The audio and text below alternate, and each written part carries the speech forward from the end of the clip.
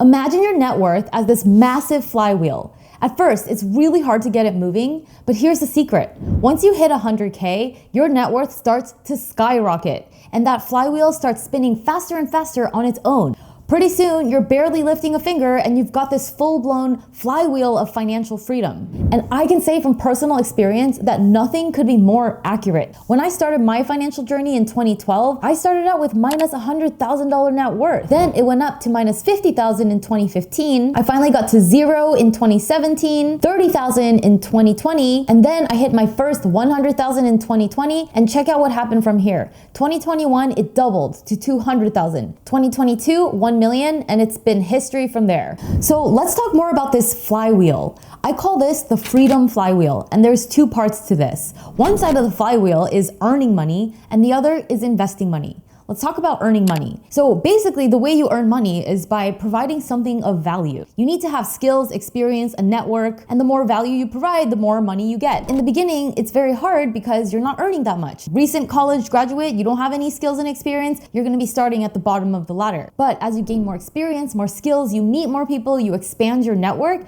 your job starts getting easier and easier. I'm sure you've experienced where at some point you were so good at your job that you could basically do it in your sleep, but you were making the same amount of money. In short, it's harder in the beginning because you don't have as much skills and experience, but the more you accumulate later on, the easier it gets to earn more and more. Now let's talk about how you can shortcut this so that you can skip past the hard part and start earning more money faster and easier. Really, the only way to get around this is if the amount of money you earn is related to the amount of value that you provide, then you need to figure out how you can provide even more value than you're doing now. The faster you figure out how to provide more value, the faster you're gonna earn more money easier. See how this works? Do this by upskilling. Always be gaining more skills. For example, when I was at my old job on Wall Street on the trading floor, I noticed that the main pricer we were using to price out our trades was actually really slow and not that great. So even though nobody asked me to, I became an absolute Excel pricing spreadsheet whiz. I learned all the ins and outs and rebuilt that spreadsheet from scratch. It was a huge project, nobody asked me to, but that upskilling served me well in my next job where I was able to basically come in and fix all of their pricers and build some really awesome financial models. And I was able to use that leverage to then negotiate higher and higher pay. Now that brings me to the next point. You also need to negotiate. You can't just upskill, you also need to advocate for yourself. Every year at your annual performance review, make sure you show them what you've done for the business. At your annual performance review, make sure you show them what additional value you've provided and how much more money you expect in return for that. You can also build this earning money side of the flywheel by building a business. You don't necessarily have to go the employee route.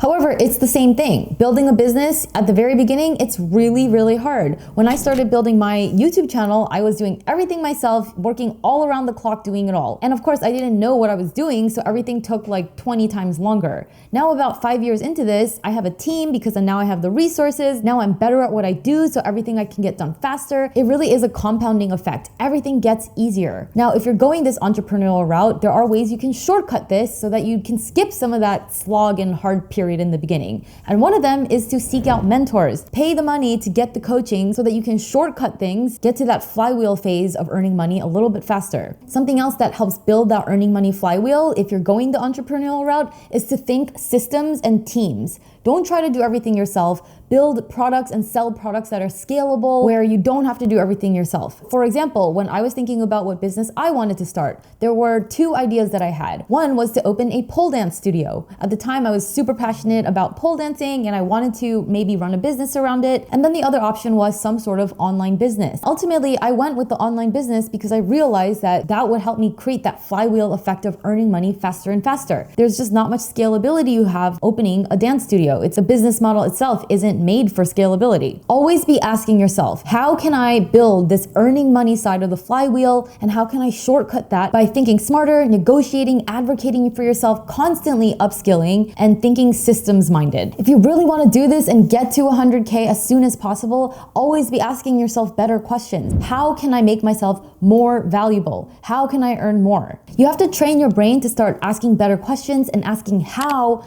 instead of settling for the status quo. And we all know the status quo is most people never even get close to 100,000. Now let's talk about the investing money side of the freedom flywheel, because this is equally important. You don't want to be really good at earning money and have that flywheel going, but then there's money going out the door and you're never putting money to work for you or growing passively for you. To really build the full freedom flywheel, you need both sides of the flywheel working for you. You do this by taking the money that you're earning and then putting it to work into places that will generate a return. For example, stocks and bonds and real estate. And of course, maybe if you consider that an investment, a little bit of cryptocurrency. Now, in the beginning, when you're investing, it doesn't seem to be growing that much. So you're probably thinking, what's even the point? I don't really see it making a difference in my life. But the reason why it doesn't seem that exciting in the beginning to invest is because you haven't activated the power of compound interest. Einstein called compound interest the seventh wonder of the world. And to really illustrate how it works, I remember when I was learning exponents in school in math class, and we were learning about the power of 2. So 2 times 2 is only 4.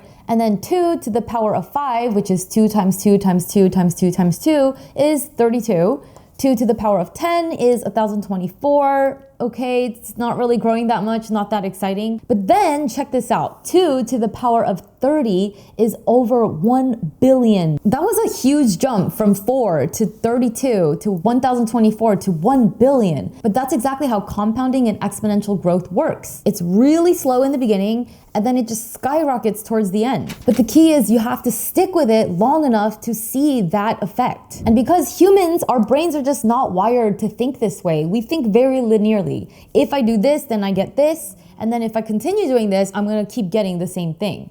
But exponential is like you do this and you get this, but then you do it for long enough, you do this, and then you get this. So check out these examples.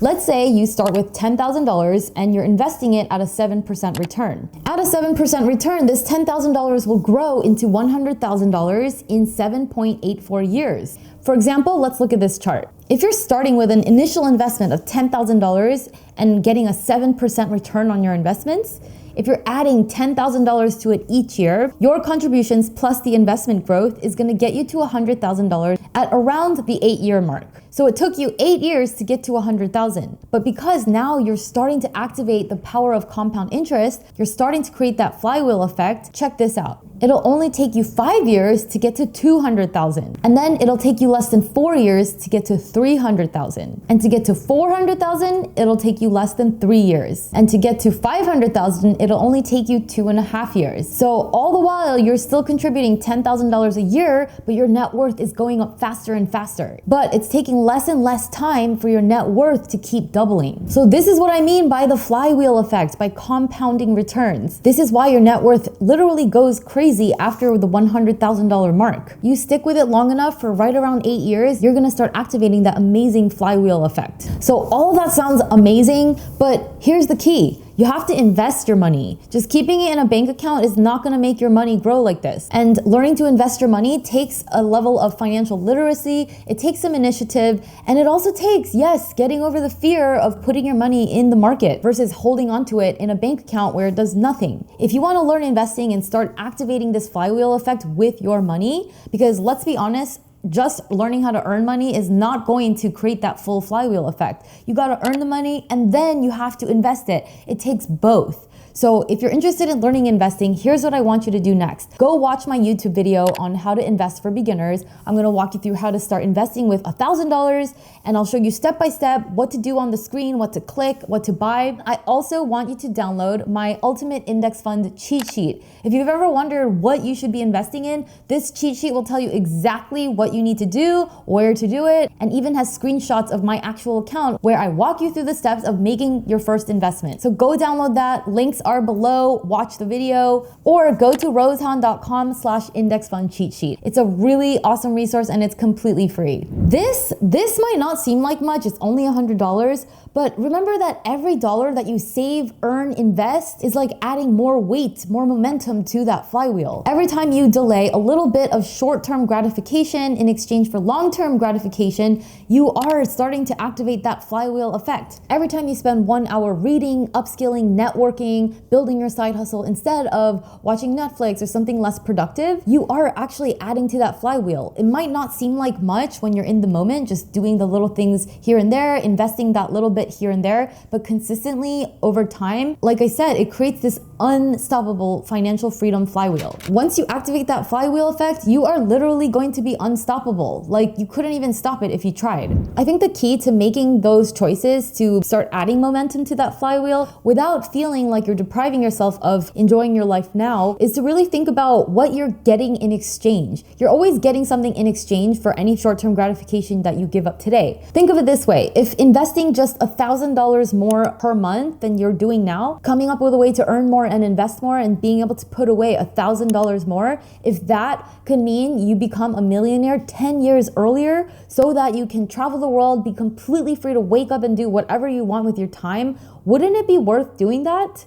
10 years earlier, like, that's time that you can't get back. In the words of the late Charlie Munger, the first $100,000 is a bitch. But you gotta do it. I don't care what you have to do. If it means walking everywhere and not eating anything that wasn't purchased with a coupon, find a way to get your hands on $100,000. After that, you can ease off the gas a little bit. Getting to your first $100,000 might require a lot from you. It'll require you to step up to the plate, challenge yourself, work hard. And guess what? If you're starting at below zero, like I did because you're in debt, it's gonna be a little bit harder. Getting to that first 100,000 is the most important financial milestone you could ever reach. Do that, and the 50-year-old, 60-year-old, 70-year-old version of you, future you, is going to thank you so much for taking the necessary steps now to make life get easier and easier. Share with me in the comments, what is one specific way that you're gonna start building your financial freedom flywheel starting today? And of course, if you want specific guidance from me on how to start building the investing money side of your freedom flywheel, make sure to watch my beginner investing video and of course, download my free index fund investing cheat sheet. Thank you so much for watching. I hope you enjoyed this video and I will see you in the next one. Bye.